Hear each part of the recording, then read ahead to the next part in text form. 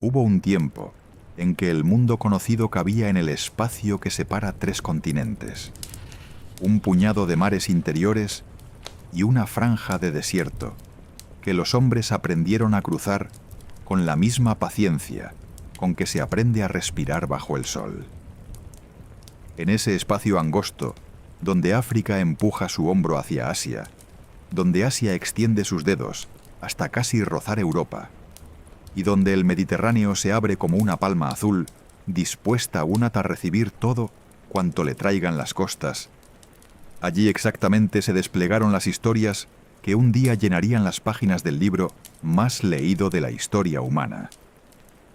Y lo que pocas veces se dice, lo que rara vez se cuenta con la calma que merece, es que esas historias no nacieron en el vacío del espíritu puro, ni flotaron libres de las realidades del polvo, el sudor y el comercio.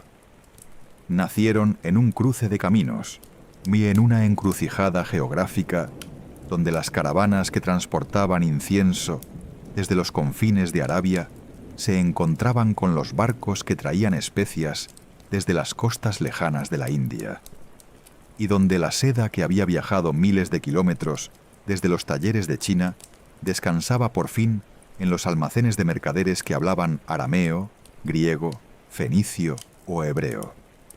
La tierra que hoy llamamos Tierra Santa, esa estrecha franja costera y montañosa que se extiende entre el Mediterráneo y el río Jordán, no fue elegida por las civilizaciones antiguas como un lugar de retiro espiritual.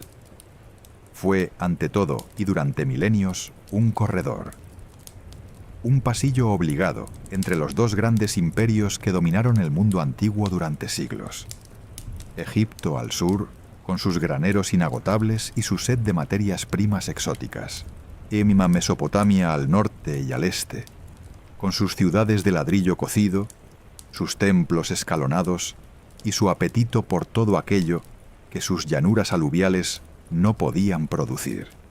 Entre ambos, como una bisagra viviente, como un puente de tierra seca y colinas de olivos y piedra caliza, estaba Canaán, y después Israel, y después Judá, y después todas las configuraciones políticas que esa tierra adoptó a lo largo de los siglos, cambiando de nombre y de gobierno, pero nunca de función. Siempre fue el lugar por donde pasaban las cosas, y quien controla el lugar por donde pasan las cosas, controla la riqueza del mundo.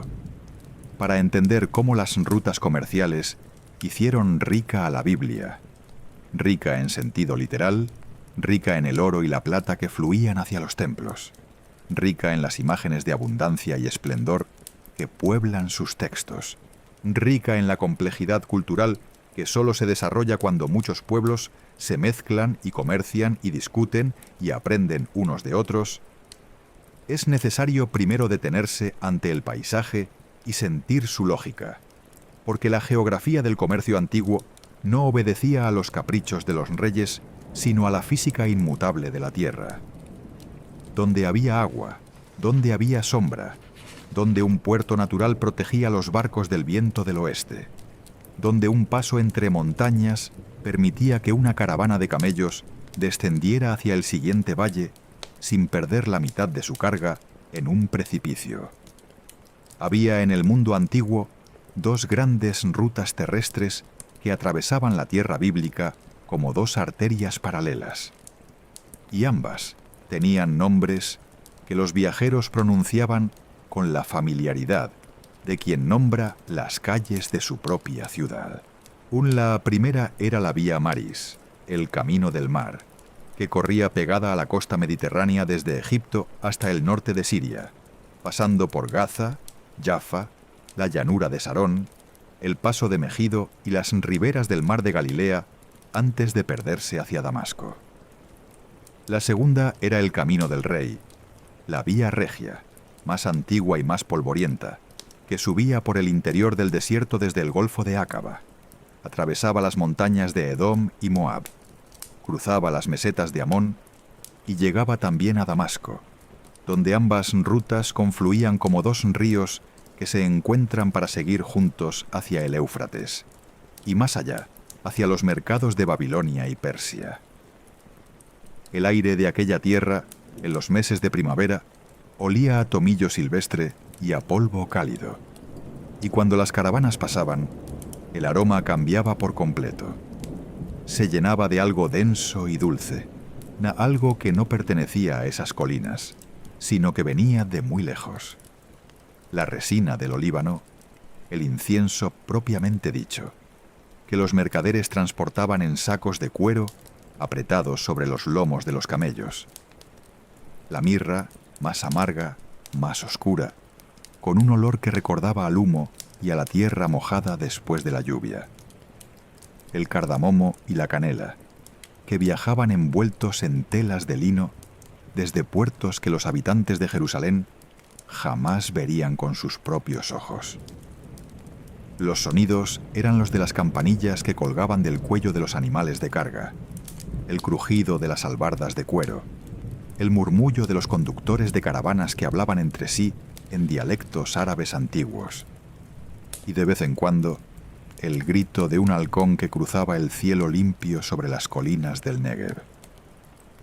Ese cruce de caminos, ese nudo geográfico donde se encontraban el incienso de Arabia, las especias de Oriente, los cereales de Egipto, la púrpura de Fenicia, el cobre del Sinaí y la madera de cedro del Líbano, fue el suelo sobre el que se levantaron los relatos bíblicos. Y la primera sustancia que conviene seguir con la mirada, como se sigue el hilo de humo que sube desde un altar hasta perderse en el cielo, es el incienso. El incienso, la resina aromática del árbol Boswellia sacra, crecía solamente en un puñado de lugares del mundo antiguo, y todos ellos estaban extraordinariamente lejos de Jerusalén.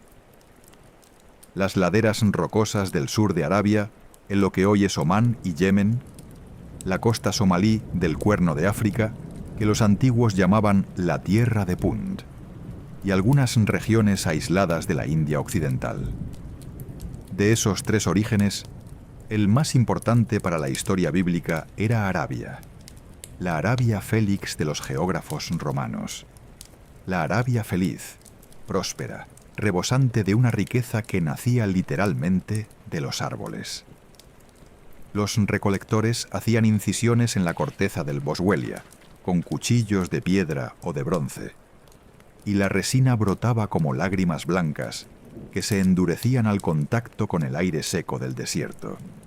Se necesitaban semanas para que la resina alcanzara la consistencia adecuada, y después había que clasificarla.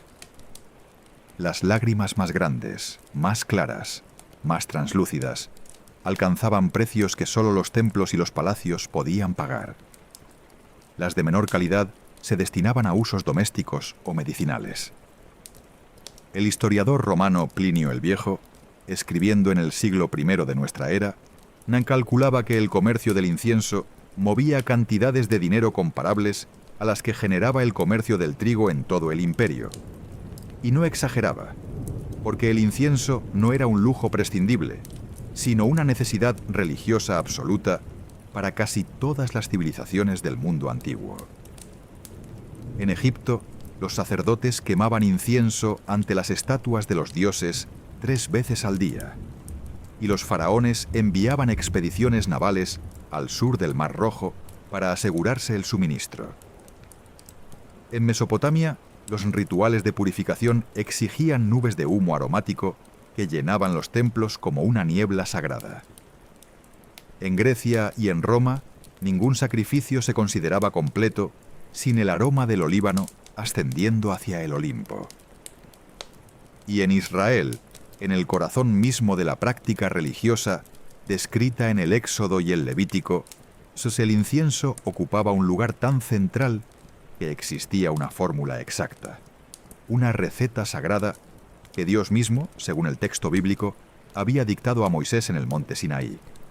Incienso puro, uña aromática, gálbano y estacte, mezclados a partes iguales, molidos finamente y ofrecidos sobre el altar de oro que se encontraba justo delante del velo que separaba el lugar santo del lugar santísimo.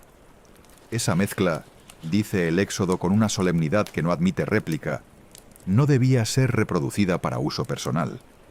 Quien la fabricara para perfumarse a sí mismo sería cortado de su pueblo. El incienso pertenecía a Dios, y esa pertenencia era la fuente de su valor incalculable.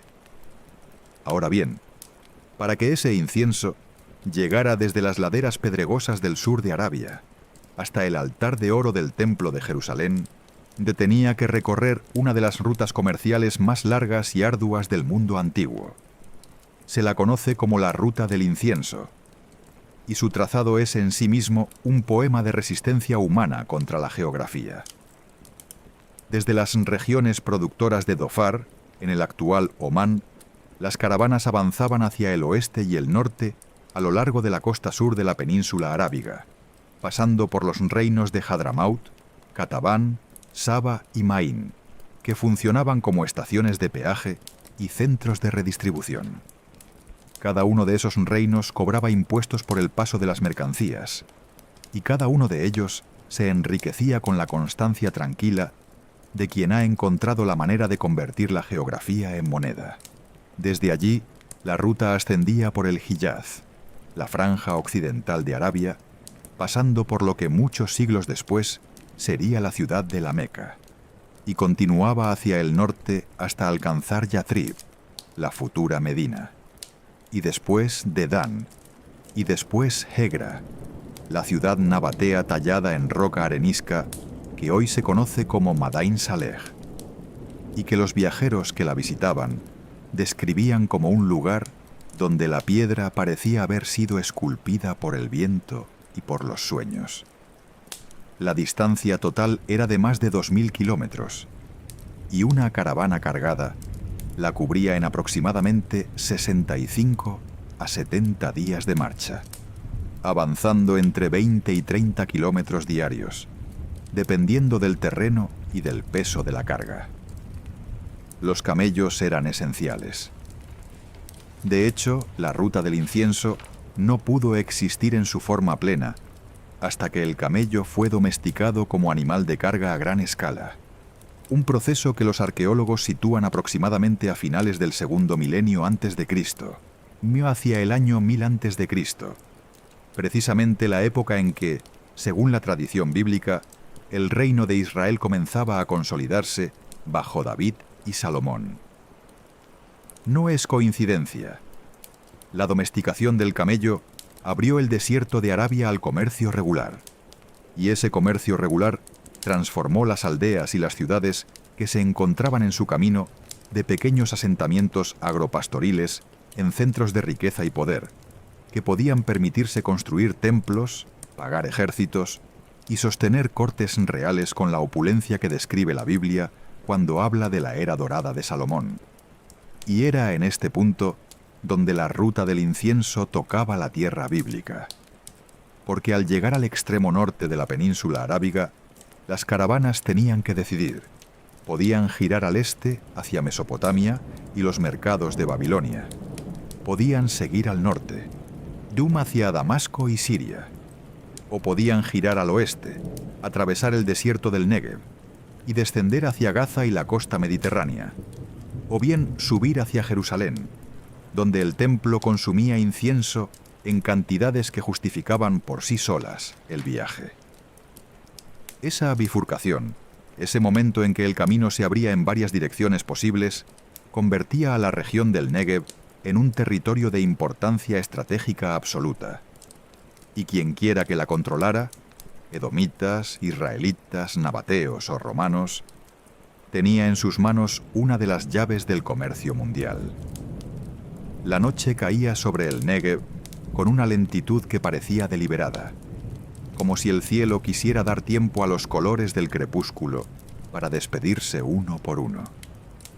El naranja primero, después el rosa, después un violeta tan profundo que parecía líquido, y por fin la oscuridad completa, salpicada de estrellas tan densas y tan cercanas que los pastores que dormían al raso sentían que podían tocarlas con solo alargar la mano. El silencio del desierto no era un silencio vacío, sino un silencio lleno de pequeños sonidos, que sólo se percibían cuando el cuerpo dejaba de moverse y el oído se abría. El roce del viento contra las matas de retama, el chasquido lejano de una piedra que se enfriaba tras un día de sol implacable, el suspiro hondo de un camello que se echaba sobre la arena para descansar. Y fue precisamente desde ese desierto, desde esas rutas que olían a incienso y a mirra y a canela, desde donde llegó a Jerusalén una de las visitas más célebres de toda la Biblia. Una reina que venía del sur, de un reino tan lejano que su sola presencia era una prueba del alcance de las rutas comerciales que estaban transformando el mundo. La reina de Saba, la soberana del incienso, la mujer que llegó a ver a Salomón con una caravana tan grande que el texto bíblico la describe con un asombro que 2500 años después sigue siendo palpable. Pero esa visita y todo lo que significó para la historia del comercio y la fe pertenece al capítulo que sigue en esta historia, que avanza con la calma de las caravanas que la inspiraron. Parte 2. La reina de Saba llegó a Jerusalén, según el relato del primer libro de los Reyes, con una comitiva tan vasta que la ciudad entera debió sentir su presencia mucho antes de verla. El texto habla de camellos cargados de especias, de oro en grandes cantidades y de piedras preciosas.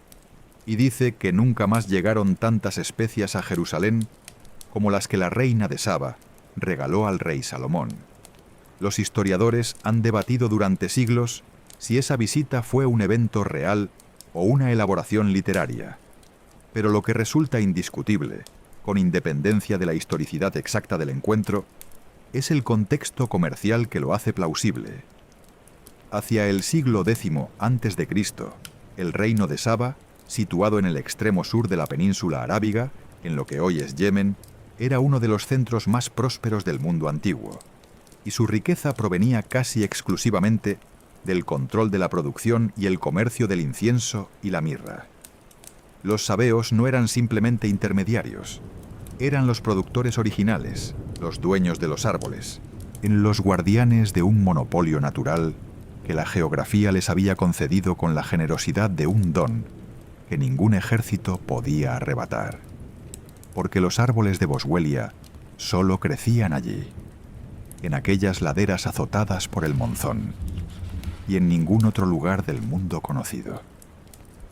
La visita de la reina de Saba a Salomón, leída con ojos comerciales en lugar de ojos puramente religiosos, adquiere un significado que el texto bíblico sugiere sin explicitar.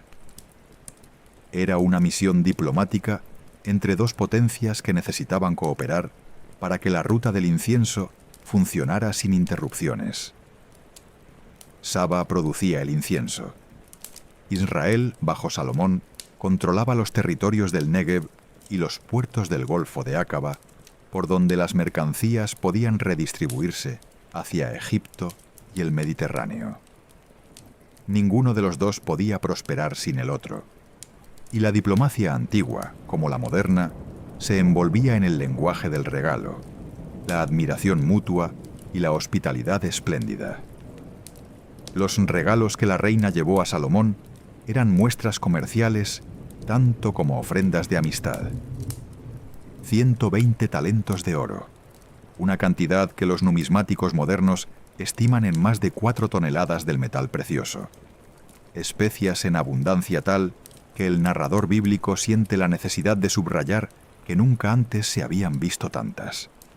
Y piedras preciosas cuyo origen específico el texto no detalla, pero que probablemente incluían cornalinas de la India, lapislázuli de Afganistán y turquesas del Sinaí. Todas ellas mercancías que circulaban por las mismas rutas que transportaban el incienso. Salomón, por su parte, no era un rey de un pequeño estado tribal como a veces se imagina. Era, según el registro bíblico y según la lógica económica del período, el gobernante de una entidad política que había aprendido a convertir su posición geográfica en la base de un sistema comercial extraordinariamente rentable. El primer libro de los Reyes dedica capítulos enteros a describir su riqueza con un detalle que bordea la obsesión. Su trono de marfil recubierto de oro puro, sus 1.400 carros de guerra, sus 12.000 caballos importados de Egipto y Cilicia, los barcos de Tarsis que cada 3 años regresaban cargados de oro, plata, marfil, monos y pavos reales. Ese catálogo no es un ejercicio de vanidad literaria. Es el inventario de un estado comercial que importaba y exportaba por tierra y por mar, que mantenía alianzas estratégicas con Fenicia al norte y con Arabia al sur, y que extraía beneficios de cada caravana que cruzaba su territorio. La alianza con Fenicia, en particular, fue decisiva. Hiram, el rey de Tiro, era el socio comercial más importante de Salomón, y su colaboración fue mucho más profunda que el suministro de madera de cedro para la construcción del templo, que es el aspecto que la tradición religiosa ha preservado con mayor cuidado. Los fenicios eran los mejores navegantes del Mediterráneo, y posiblemente del mundo antiguo en su totalidad. Sus barcos llegaban a lugares que los demás pueblos ni siquiera podían imaginar. Las costas de España, donde extraían plata de las minas de Tartesos. Las costas de África Occidental, donde comerciaban con oro y pieles. Y quizás, según algunos historiadores, las costas de las Islas Británicas, donde obtenían estaño para la fabricación de bronce.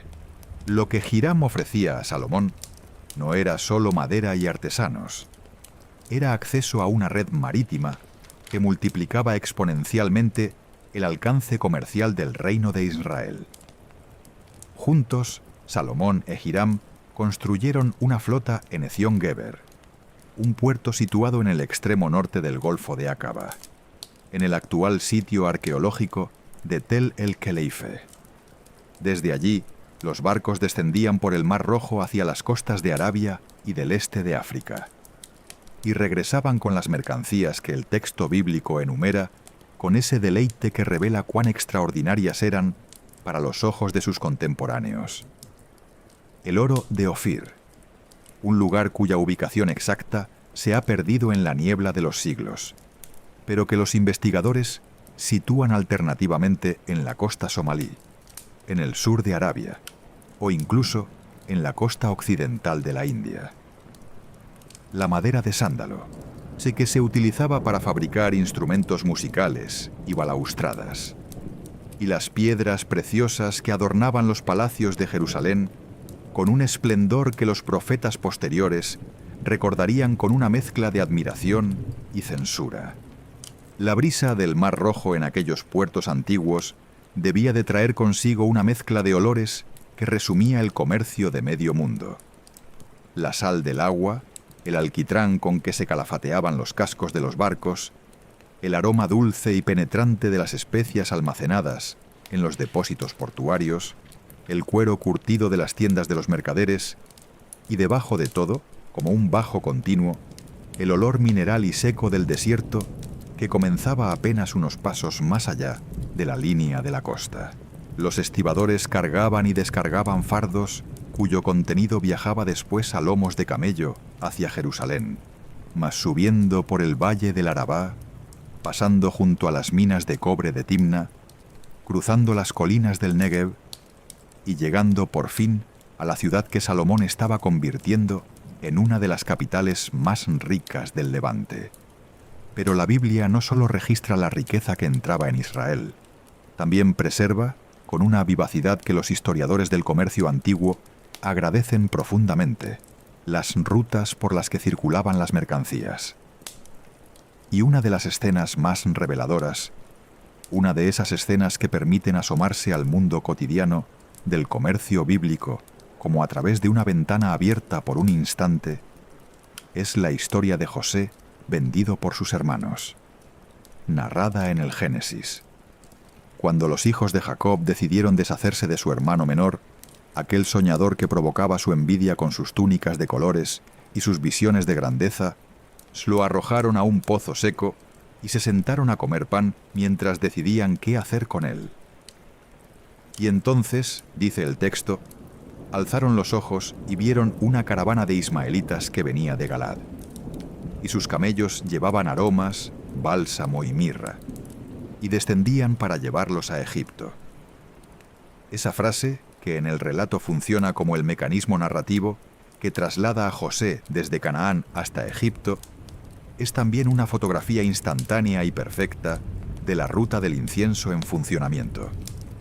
Mercaderes árabes, probablemente del norte de Arabia, que transportaban productos aromáticos desde la región de Galaad, en la Transjordania, hacia los mercados insaciables de Egipto, siguiendo un itinerario que los historiadores pueden reconstruir kilómetro a kilómetro.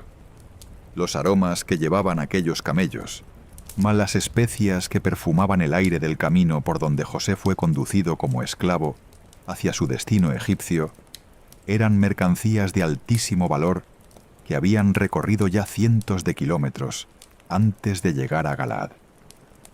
El tragacanto, una resina que se extraía de arbustos espinosos del género Astragalus en las montañas de Persia y Anatolia. El bálsamo de Galaad, un producto tan preciado que los romanos, siglos después, mantendrían plantaciones vigiladas por soldados en la zona del Mar Muerto para asegurarse su suministro. Y la mirra, que venía desde el sur de Arabia o desde el Cuerno de África, y que ya había cambiado de manos varias veces antes de llegar al punto donde los hermanos de José la vieron pasar a lomos de camello. José fue vendido por 20 piezas de plata, el precio estándar de un esclavo joven según los registros de la época. Pero las mercancías que llevaba la caravana que lo compró valían infinitamente más. Una carga completa de incienso de primera calidad podía equivaler en los mercados de Memphis o Tebas al precio de varios esclavos, y los mercaderes que comerciaban con esos productos eran hombres ricos, acostumbrados a las negociaciones duras, a los caminos largos y a los riesgos calculados. La Biblia los presenta sin juicio moral, como parte del paisaje, como un elemento más de ese mundo donde todo se movía, donde todo circulaba, donde las mercancías y las personas viajaban por los mismos caminos polvorientos hacia destinos que nadie podía prever. Las especias, en particular, merecen una atención que los relatos bíblicos les conceden con frecuencia sorprendente. La canela, aunque aparece mencionada varias veces en el Antiguo Testamento, es un caso fascinante de la globalización antigua, porque la verdadera canela, la Cinnamomum verum, solo crecía en la isla de Ceilán, la actual Sri Lanka, a miles de kilómetros de cualquier tierra bíblica. Para que la canela llegara hasta los altares de Jerusalén, donde formaba parte de la fórmula del aceite de unción sagrado, descrito en el Éxodo, tenía que recorrer un viaje de una complejidad que asombra. Desde los bosques tropicales de Ceilán, por mar, hasta los puertos de la costa de Malabar en la India, desde allí, de nuevo, por mar hasta las costas de Arabia del Sur o del este de África. Y finalmente, por tierra, a través de la ruta del incienso, hasta los mercados del Levante. Cada tramo del viaje multiplicaba el precio. Cada intermediario añadía su margen. Y al final, y un puñado de corteza de canela en un mercado de Jerusalén o de Alejandría costaba más que su peso en plata. Los mercaderes que controlaban ese comercio eran perfectamente conscientes del poder que les otorgaba la ignorancia de sus clientes respecto al origen de las mercancías, y cultivaban esa ignorancia con historias fantásticas que Heródoto recoge con una mezcla de escepticismo y fascinación. Decían que la canela crecía en lagos custodiados por murciélagos gigantes, que la casia se encontraba en valles infestados de serpientes aladas, que el incienso solo podía recolectarse mientras se quemaban estoraque para ahuyentar a las serpientes que guardaban los árboles. Esas historias eran barreras comerciales disfrazadas de mitos. Mientras los compradores no supieran de dónde venían realmente las especias, no podrían ir a buscarlas por sí mismos, y el monopolio de los intermediarios quedaba a salvo. El sonido de un mercado del Levante antiguo era una sinfonía de lenguas que se mezclaban sin orden aparente, pero con una eficiencia que la necesidad hacía posible. El arameo funcionaba como lingua franca del comercio terrestre. El griego lo haría después a partir de las conquistas de Alejandro.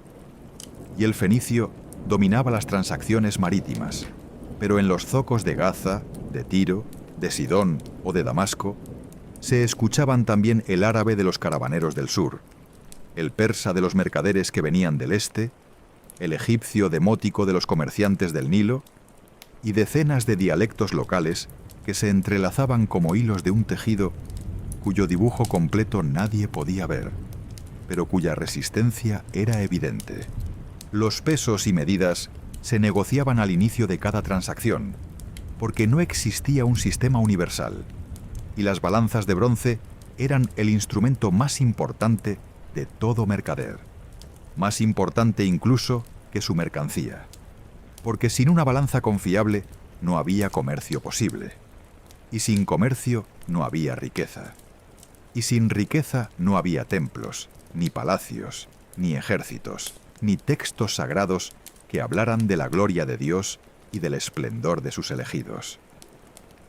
La luz del atardecer en Tiro, la gran ciudad fenicia, debía de teñir las aguas del puerto con un color que recordaba al vino mezclado con miel. Y las velas de los barcos que regresaban de sus travesías por el Mediterráneo occidental se recortaban contra ese resplandor como alas de gaviotas cansadas que buscaran su nido. Los almacenes del puerto contenían mercancías de medio mundo: ánforas de aceite de oliva, rollos de tela teñida con la célebre púrpura de Tiro, un colorante extraído de un molusco marino, el Murex brandaris, que requería 12.000 caracoles para producir 1,5 gramos de tinte, y cuyo precio superaba al del oro, lingotes de cobre, pilas de madera de cedro cortada en tablas perfectas, jarras selladas con cera de abejas que contenían vino resinado, y en los rincones más protegidos, custodiados por guardias, los sacos y cofres que guardaban las especias: la pimienta, la canela, el comino, el azafrán, el nardo, el cálamo aromático, todas ellas sustancias que en aquella época no eran condimentos para la cocina, sino materiales preciosos destinados a la medicina, la religión y la perfumería de la élite. Y mientras los fenicios dominaban el mar, los pueblos del desierto aprendían a dominar la arena con una maestría que tardaría siglos en ser plenamente apreciada. En algún momento del siglo VI o V antes de Cristo, un pueblo seminómada de origen árabe comenzó a asentarse en la región que se extiende al sur del Mar Muerto, en las montañas de arenisca roja que marcan el borde oriental del Valle del Araba. Se llamaban a sí mismos nabateos, y su historia, que se desarrollaría a lo largo de los siguientes 500 años, constituye uno de los capítulos más extraordinarios de la relación entre comercio y civilización en el mundo antiguo. Pero ese capítulo, como tantas cosas en esta historia que avanza al ritmo de los camellos y no al de los caballos, espera su turno en la siguiente curva del camino. Parte 3. Los nabateos comprendieron algo que ningún otro pueblo del desierto había comprendido con tanta claridad antes que ellos: que el agua era la verdadera moneda del comercio terrestre, más valiosa que el incienso, más decisiva que el oro, porque sin agua no había caravanas, y sin caravanas no había riqueza, y sin riqueza el desierto volvía a ser simplemente un desierto, un espacio vacío entre un lugar y otro, un obstáculo en vez de un camino. Los nabateos convirtieron el obstáculo en camino, y lo hicieron con una ingeniería hidráulica que los arqueólogos modernos contemplan con un respeto que roza la reverencia. Tallaron cisternas en la roca viva de las montañas, construyeron canales que recogían hasta la última gota de la escasa lluvia invernal, y ahí ocultaron sus depósitos de agua con un sigilo que convertía cada punto de abastecimiento en un secreto comercial protegido con el mismo celo con que los mercaderes de especias protegían la identidad de sus proveedores. Quien conocía la ubicación de las cisternas nabateas podía cruzar el desierto. Quien no la conocía moría de sed a medio camino. Así de simple, así de eficaz, así de despiadadamente lógico. Su capital era Petra, y Petra era una ciudad que no se parecía a ninguna otra del mundo antiguo, porque no se construía sobre la tierra, sino dentro de ella. Los nabateos tallaron sus templos, sus tumbas, sus salas de banquetes y sus fachadas monumentales directamente en la arenisca roja de un cañón estrecho al que se accedía por un desfiladero de 1,5 kilómetros de largo. El Siq, no un pasaje natural tan angosto que 2 camellos cargados apenas podían avanzar uno junto al otro, y tan alto que la luz del sol solo llegaba al fondo durante unas pocas horas al mediodía. Cuando un viajero o un mercader recorría el Siq por primera vez, lo que experimentaba era una inmersión gradual en la oscuridad fresca de la piedra, con los sonidos del exterior apagándose poco a poco, sustituidos por el eco de sus propios pasos y por el goteo intermitente del agua que se filtraba por las paredes del cañón. Y después, al doblar la última curva del desfiladero, la piedra se abría de golpe como un telón y aparecía ante sus ojos la fachada del Kaznej, el tesoro, con sus columnas corintias talladas en la roca rosa, sus frontones triangulares y sus figuras esculpidas que guardaban la entrada de un espacio cuya función exacta los arqueólogos aún discuten, pero cuya belleza producía en el visitante antiguo el mismo efecto que produce en el visitante moderno. Un silencio involuntario, una pausa del pensamiento, la sensación de haber llegado a un lugar que no debería existir y que sin embargo existe con una solidez que desafía al tiempo. Petra, en su momento de mayor esplendor, entre los siglos II a.C. y I después de Cristo, era una ciudad de 30.000 habitantes que controlaba la mayor parte del comercio de incienso, mirra y especias que fluía desde Arabia del Sur hacia el Mediterráneo. Los nabateos no producían esas mercancías. Las compraban en el sur, las transportaban a través del desierto utilizando sus rutas protegidas y sus cisternas secretas, y las vendían en el norte a precios que multiplicaban varias veces el costo original. Eran intermediarios, pero intermediarios de una sofisticación que iba mucho más allá del simple transporte. Desarrollaron su propio sistema de escritura, acuñaron su propia moneda, establecieron relaciones diplomáticas con Roma, con Egipto ptolemaico, con los reinos helenísticos de Siria, y mantuvieron una independencia política que duró hasta que el emperador Trajano anexionó su territorio al Imperio Romano en el año 106 de nuestra era, convirtiendo el reino nabateo en la provincia Arabia. La conexión entre los nabateos y el mundo bíblico es profunda y múltiple. Los nabateos eran, con toda probabilidad, descendientes de los ismaelitas mencionados en el Génesis, los hijos de Ismael, el primogénito de Abraham con su esclava Agar, a quienes la tradición bíblica asocia con los pueblos del desierto y con el comercio de caravanas. La propia lista de los 12 hijos de Ismael, en el capítulo 25 del Génesis, incluye nombres que los historiadores han identificado, con tribus y regiones del norte de Arabia que participaban activamente en el comercio de incienso. Nebayot, que probablemente dio origen al nombre nabateo.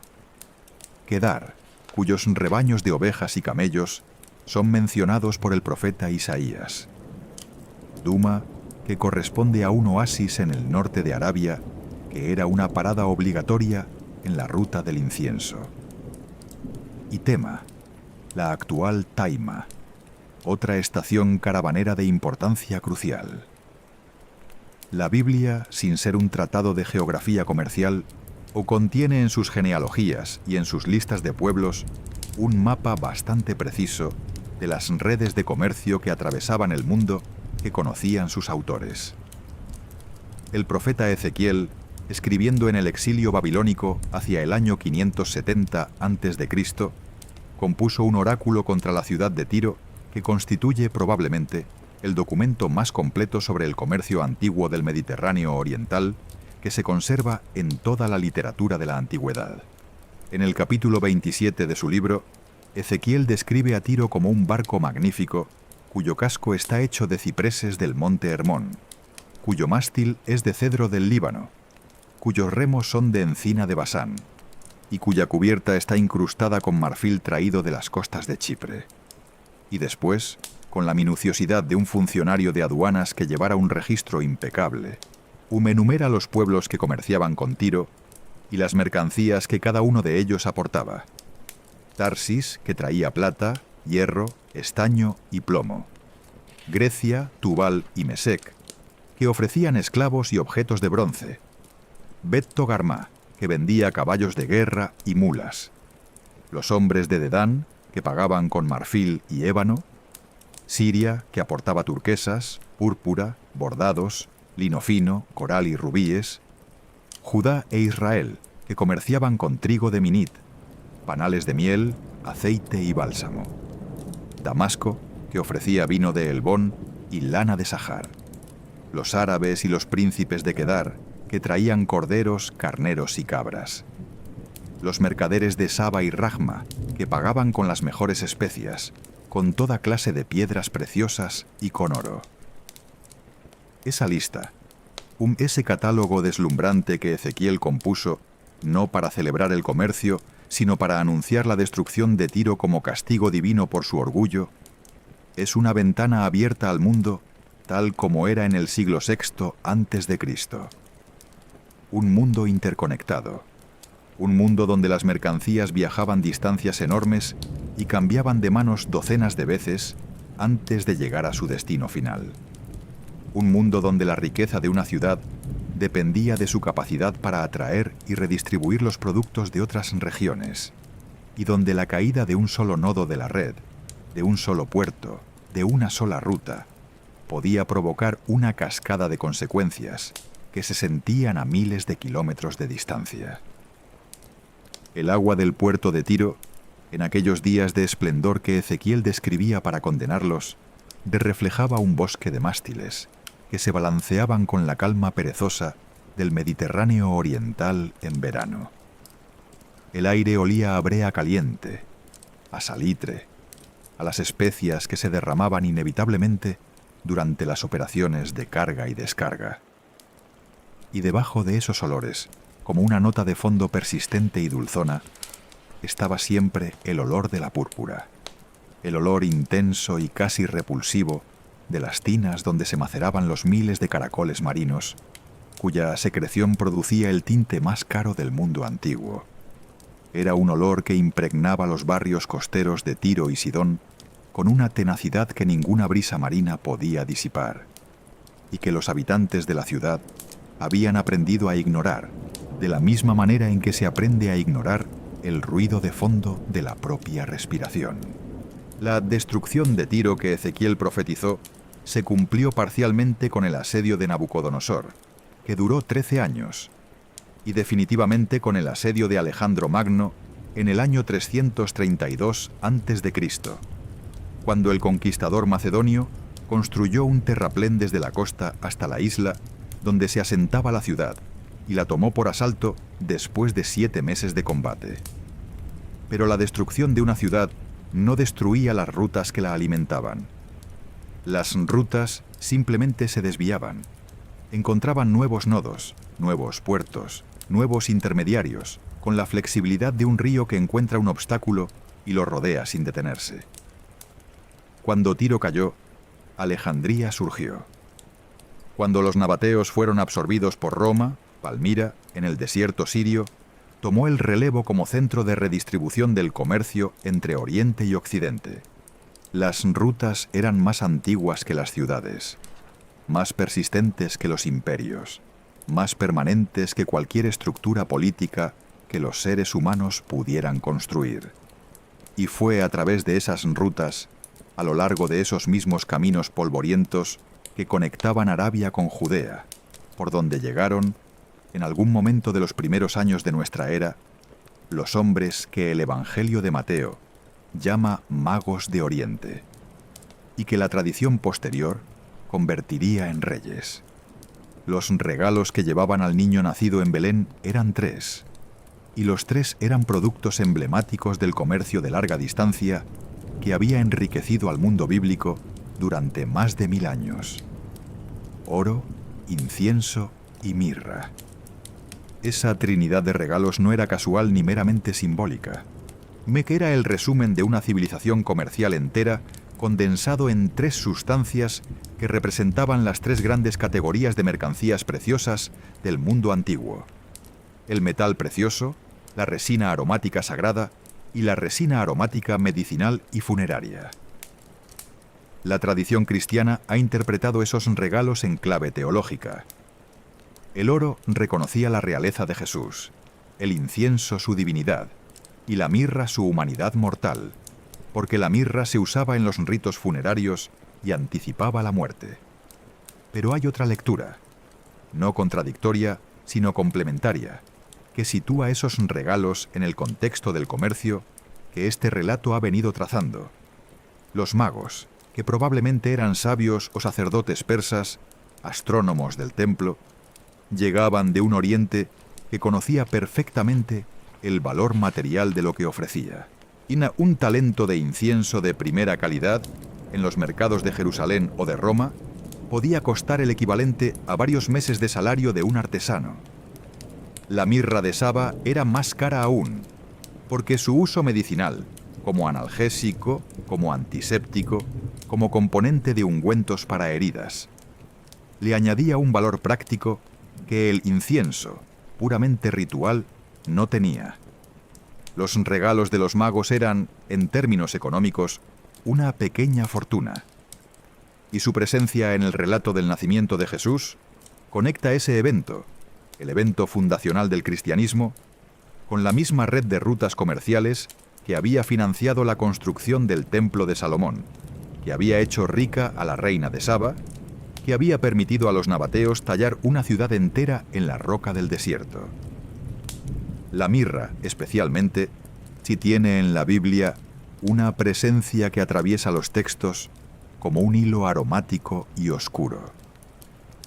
Aparece en el Cantar de los Cantares, donde la amada tiene los dedos que gotean mirra sobre la manija de la cerradura.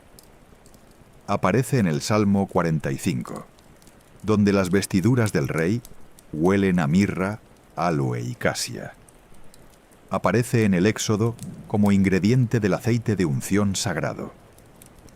Y aparece en el Evangelio de Juan, donde Nicodemo trae una mezcla de mirra y aloe, como 100 libras de peso, para embalsamar el cuerpo de Jesús después de la crucifixión.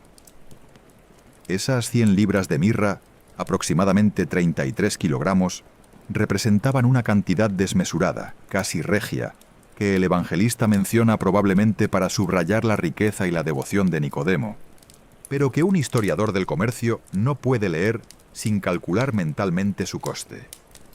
A los precios del siglo I, esa cantidad de mirra habría sido una inversión económica comparable a la compra de una propiedad urbana considerable. La noche en Belén, tal como la describen los evangelios, era una noche de invierno en las colinas de Judea, donde las temperaturas descienden lo suficiente como para que los pastores que velan sus rebaños necesiten mantener un fuego encendido, y donde el aire seco y frío transporta los sonidos con una claridad que durante el día, con el calor y el polvo, resulta imposible. El olor de un establo, de paja seca y de lana de oveja y de estiércol, era el olor de la pobreza, el opuesto exacto del incienso y la mirra que los magos traerían después, y esa contraposición entre la humildad del lugar y la riqueza de los regalos es una de las tensiones más profundas del relato cristiano, una tensión que refleja, sin proponérselo explícitamente, la tensión mayor que recorre toda la Biblia entre la riqueza material que las rutas comerciales traían a la tierra prometida y la exigencia espiritual de no convertir esa riqueza en un ídolo. Porque los profetas de Israel, desde Amós hasta Isaías, desde Oseas hasta Jeremías, no dejaron nunca de señalar que la riqueza que llegaba por las rutas del comercio traía consigo peligros que no venían en los fardos de los camellos, pero que eran tan reales como las especias y el oro. La desigualdad que el comercio generaba, la concentración de riqueza en las ciudades mientras el campo se empobrecía. Si la tentación de confiar en las alianzas comerciales y militares con Egipto o Asiria, en lugar de confiar en Dios, la proliferación de cultos extranjeros que llegaban junto con las mercancías extranjeras. Todas esas consecuencias del comercio internacional aparecen en los textos proféticos con una insistencia que revela cuán profundamente las rutas comerciales habían transformado la sociedad israelita. Amós, el pastor de Tecoa que profetizaba en el siglo VIII a.C., denunciaba a los ricos de Samaria que dormían en camas de marfil importado de África o de la India a través de las mismas rutas que traían el incienso, y que se ungían con los mejores aceites perfumados, mientras el pobre era vendido por un par de sandalias. Isaías condenaba a las mujeres de Jerusalén que se adornaban con perfumes, espejos, anillos y telas finas, todos ellos productos del comercio de larga distancia, y profetizaba que un día, en lugar de perfume, habría hedor, en lugar de cinturón, una soga, en lugar de cabello rizado, cabeza rapada, en lugar de vestido fino, cilicio. Esas profecías no eran un rechazo del comercio en sí mismo, sino una advertencia sobre lo que el comercio hacía al alma cuando la riqueza se convertía en fin y dejaba de ser medio, cuando los productos que llegaban de lejos se valoraban más que la justicia que debía practicarse cerca. Y esa tensión, esa conversación interminable entre la riqueza del mundo y la exigencia del espíritu, es quizás la herencia más duradera que las rutas comerciales dejaron en la Biblia, más duradera que el oro de Ofir o que el incienso de Saba, más duradera que los cedros del Líbano o que la púrpura de Tiro. Pero el alcance completo de esa herencia y la forma en que se disolvió lentamente en el silencio de los siglos posteriores es algo que merece ser contemplado con la misma calma con que se contempla un atardecer que no tiene prisa por terminar. Parte 4. El Kulnator, las rutas comerciales que hicieron rica a la Biblia no murieron de golpe, como muere un animal herido, sino que se apagaron lentamente, como se apaga una hoguera a la que nadie alimenta, con las brasas todavía brillando mucho después de que la última llama se hubiera extinguido. El proceso fue largo, duró siglos y tuvo causas múltiples que se superpusieron como capas de arena en el desierto. La conquista romana de los reinos intermediarios, que eliminó a los nabateos y a otros pueblos que habían prosperado como guardianes del tránsito. El descubrimiento de los monzones del Océano Índico por parte de los navegantes grecorromanos, que permitió a los barcos viajar directamente desde Egipto hasta la India sin necesidad de intermediarios terrestres, cortando de raíz la lógica económica de la ruta del incienso. La expansión del cristianismo, que redujo paulatinamente la demanda de incienso en los templos paganos del Mediterráneo, sin llegar nunca a eliminarla del todo, porque la liturgia cristiana adoptó el incienso y la mirra como elementos de sus propios ritos, manteniendo viva una demanda que, aunque menor, siguió alimentando un comercio residual durante toda la Edad Media. La seda, por su parte, siguió llegando desde China a través de las rutas centrales asiáticas que los historiadores del siglo XIX bautizaron como la Ruta de la Seda, y un nombre que sugiere una vía única y definida, pero que en realidad designaba una maraña de caminos, atajos, desvíos y alternativas que se ramificaban y se reconectaban como los afluentes de un río visto desde muy alto. La seda que vestía a los ricos de Roma y de Bizancio había pasado por manos sogdianas, persas, partas y sirias antes de llegar a los telares donde se cortaba y se cosía. Y cada par de manos que la tocaba añadía un margen de beneficio que hacía de la seda uno de los productos más caros del mundo antiguo, gramo por gramo más valiosa que muchas piedras preciosas. El Apocalipsis de Juan, el último libro de la Biblia cristiana, escrito en la isla de Patmos hacia finales del siglo I de nuestra era, incluye una lamentación por la caída de Babilonia la Grande, que es, en realidad, una lamentación por la caída de Roma. Y en esa lamentación aparecen las mercancías del comercio mundial enumeradas con una precisión que recuerda al oráculo de Ezequiel contra Tiro, compuesto 6 siglos antes, cargamentos de oro y plata, de piedras preciosas y perlas, de lino fino, púrpura, seda y escarlata, toda clase de maderas aromáticas, todo tipo de objetos de marfil, de madera preciosa, de bronce, de hierro y de mármol, canela, especias, incienso, mirra y olíbano, vino, aceite, harina y trigo, ganado y ovejas, caballos y carros, y cuerpos y almas de hombres. Esa lista que cierra la Biblia casi como un inventario de todo lo que el mundo antiguo valoraba y deseaba, y comerciaba y acumulaba, tiene un final que merece ser leído con atención, porque el último elemento de la lista no es una mercancía, sino una condena: cuerpos y almas de hombres. El comercio de esclavos era parte inseparable de las mismas rutas que transportaban el incienso y la seda. Y la Biblia, en este último libro, lo menciona no como un dato económico, sino como un pecado, como la razón última por la que Babilonia, la ciudad del comercio total, la ciudad donde todo se compra y todo se vende, merece su destrucción. Es una conclusión que resuena con las denuncias de los profetas del Antiguo Testamento, con Amós y su indignación por la venta del pobre, con Jeremías y su horror ante la injusticia, y que cierra el arco narrativo que este relato ha venido siguiendo. Las rutas comerciales enriquecieron a la Biblia, le dieron su vocabulario de esplendor y abundancia, le proporcionaron las imágenes de lujo y belleza que pueblan los salmos y el cantar de los cantares, y las descripciones del templo, pero también le dieron la materia prima de su crítica moral más profunda, la intuición de que hay algo en el corazón del comercio que puede corromper el alma cuando la posesión sustituye a la compasión y la acumulación reemplaza a la justicia. Las especias continuaron fluyendo hacia Occidente durante toda la Antigüedad tardía y la Edad Media, aunque las rutas cambiaron y los intermediarios se sustituyeron unos a otros con la regularidad de las mareas.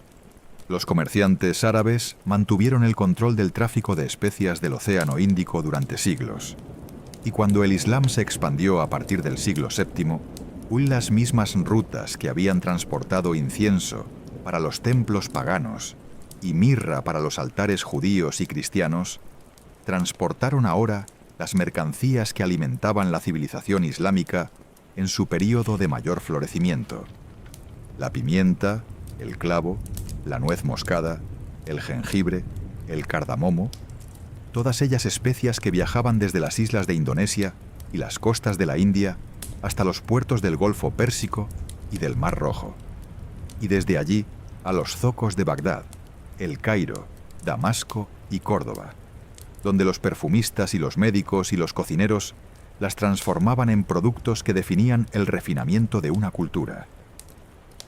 El mundo que la Biblia había descrito, ese mundo de caravanas y puertos y mercaderes y mercancías preciosas, no desapareció con la caída de Roma, ni con la expansión del Islam, ni con las cruzadas.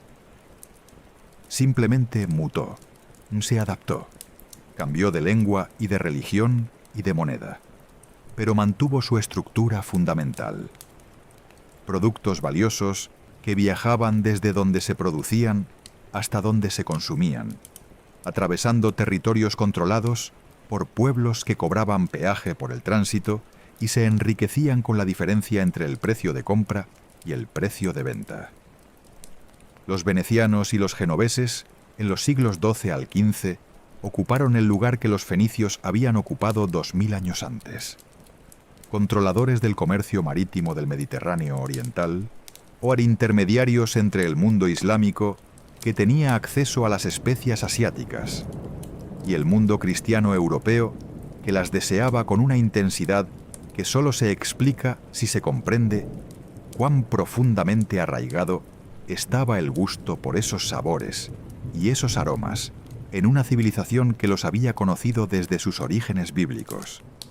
Y fue, precisamente, el deseo de romper ese monopolio veneciano, el deseo de encontrar una ruta directa hacia las tierras donde crecían las especias, sin tener que pasar por los intermediarios musulmanes y venecianos, que multiplicaban los precios hasta hacerlos casi inaccesibles, lo que impulsó las grandes exploraciones del siglo XV.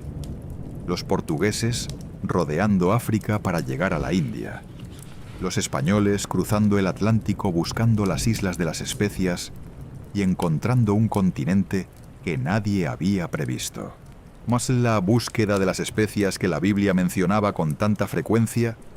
La canela del aceite de unción sagrado, la mirra de los regalos de los magos, la casia de los salmos, fue uno de los motores que pusieron en marcha la era de los descubrimientos europeos, y con ella la transformación del mundo que todavía se siente en cada mapa, en cada frontera, en cada lengua que se habla, en cada rincón del planeta. La piedra de los caminos por donde pasaron aquellas caravanas sigue allí, pulida por millones de pasos que ya nadie recuerda. En el Negev, los arqueólogos israelíes han excavado las ruinas de las ciudades nabateas que jalonaban la ruta del incienso. Abdad, Mamshit, Shifta, Haluza, y las han encontrado asombrosamente conservadas, con sus cisternas intactas, sus prensas de vino todavía reconocibles, sus iglesias bizantinas construidas sobre templos nabateos, construidos sobre santuarios más antiguos aún, capa sobre capa de civilización depositada sobre el mismo suelo, como sedimento en el lecho de un río. En el año 2005, la UNESCO declaró la ruta del incienso en el Negev como Patrimonio de la Humanidad, reconociendo que esas piedras y esas cisternas y esas ruinas representaban algo más grande que la memoria de un pueblo o de una época. Representaban la evidencia física de una de las redes comerciales más antiguas y más influyentes de la historia humana. La red que había conectado el sur de Arabia con el Mediterráneo durante más de 1000 años y que había dejado su huella indeleble en los textos que media humanidad considera sagrados. En Petra, y los turistas que hoy recorren el Sikh experimentan algo que no es del todo diferente de lo que experimentaban los mercaderes que lo recorrían hace 2000 años. La estrechez del cañón, la frescura de la sombra, el sonido de los propios pasos amplificado por las paredes de piedra, y después, al doblar la última curva, la revelación súbita de la fachada del Casne, rosada y dorada, bajo la luz que cae vertical desde lo alto del acantilado. Las caravanas ya no llegan. Los camellos que ahora deambulan por las ruinas son animales de alquiler para los turistas, y los descendientes de los nabateos venden postales y botellas con arena de colores en vez de incienso y mirra. Pero la piedra sigue ahí, con la paciencia infinita de la piedra. Y las inscripciones nabateas talladas en los muros del Sikh siguen diciendo, en un alfabeto que precedió al árabe y que ya casi nadie puede leer, los nombres de los hombres que pasaron por allí y que dejaron constancia de su paso como se deja una marca en el tronco de un árbol. El incienso sigue quemándose en las iglesias de todo el mundo, aunque ya no viene exclusivamente del sur de Arabia, sino también de plantaciones modernas en la India, en Eritrea, en Somalia, donde los árboles de boswellia luchan por sobrevivir en un clima que se vuelve cada vez más seco y en un suelo que la sobreexplotación ha empobrecido. El olor del incienso en una catedral europea, ese olor que se eleva con el humo del incensario y se mezcla con la luz que entra por las vidrieras de colores, es el mismo olor que subía desde el altar de oro del Templo de Jerusalén hace 3000 años, y el mismo que impregnaba las ropas de los sacerdotes que oficiaban los rituales descritos en el Levítico, y el mismo que se adhería a las manos de los recolectores que hacían las incisiones en la corteza de los árboles en las laderas de Dofar, mientras el monzón traía la lluvia, que hacía posible que los árboles siguieran produciendo su resina año tras año, siglo tras siglo, milenio tras milenio. Hay algo profundamente conmovedor en la permanencia de un olor a través de los siglos, en la idea de que una molécula aromática que se libera al quemar una lágrima de resina endurecida es químicamente idéntica a las moléculas que percibieron los sacerdotes de Salomón, los magos que visitaron Belén, los monjes del desierto que encendían incienso en sus cuevas del Sinaí para acompañar sus oraciones en la soledad de la madrugada. El olor no cambia, no se degrada, no se traduce ni se interpreta. Es el mismo, exactamente el mismo.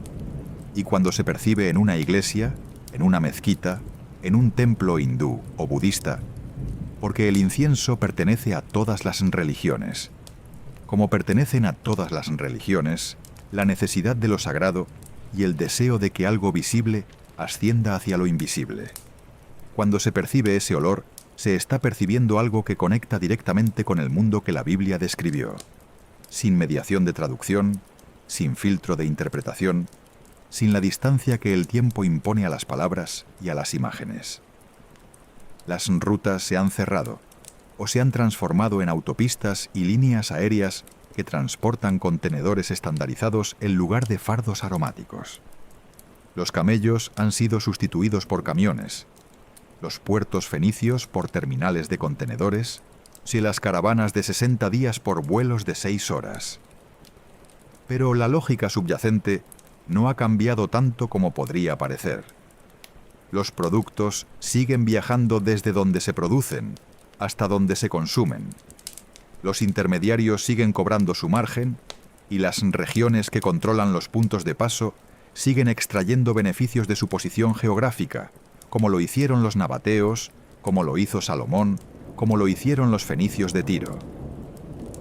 Y la Biblia, el libro que se escribió en ese cruce de caminos, en esa encrucijada donde se encontraban el incienso y la seda, y las especias, y los idiomas y las ideas, y los dioses de medio mundo, sigue siendo el testimonio más elocuente de lo que sucede cuando el comercio y la fe se encuentran, se entrelazan, se fecundan mutuamente, y producen algo que es más grande que cualquiera de los dos por separado. Una literatura que huele a incienso y sabe a especias, que brilla con el oro de Ofir y se tiñe con la púrpura de Tiro, que llora con la mirra de los funerales y resplandece con la canela de las bodas, y que, por encima de todo, conserva la memoria de un mundo donde los caminos conectaban a los pueblos, y las mercancías transportaban, junto con su peso y su aroma, las historias y las creencias y los sueños de quienes las enviaban y de quienes las recibían. La noche cae sobre el Negev como caía hace 3000 años, con esa lentitud que solo el desierto conoce. Las estrellas aparecen una a una, como mercaderes que llegan a un mercado y van ocupando sus puestos en silencio. El viento arrastra un poco de arena sobre las piedras de un camino que ya nadie recorre, y entre las grietas de esas piedras crece aquí y allá una mata de retama cuyas raíces se hunden en una humedad que la superficie no revela. Algún lugar del desierto conserva todavía, incrustado entre las fibras de la roca, un residuo aromático tan antiguo y tan tenue que ningún instrumento podría detectarlo.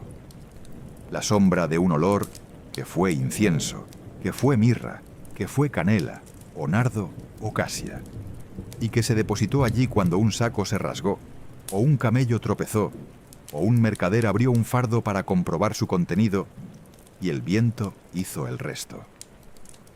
Ese olor casi inexistente, esa huella invisible de un comercio que movió imperios y alimentó religiones y financió templos y generó profecías, descansa ahora en la piedra del desierto con la misma quietud con la que descansan todas las cosas que han cumplido su propósito.